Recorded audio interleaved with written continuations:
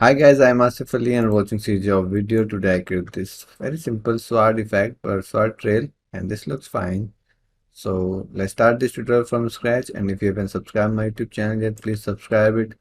If you like this video, like, share and comment, and let's start this tutorial.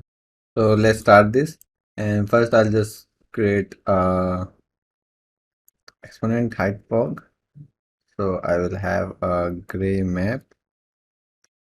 And for the sword, you can directly use in viewport and connect your FX, or you can use sword in FX, the static mesh. So let's say you have this Niagara and FX, and let me search a sword in my project.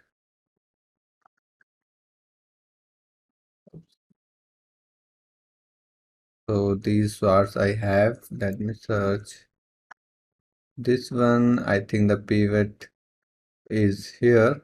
Oh, it is there. Yeah, so this is perfect. We can use that. Okay. So or we can use that in viewport also. It doesn't matter.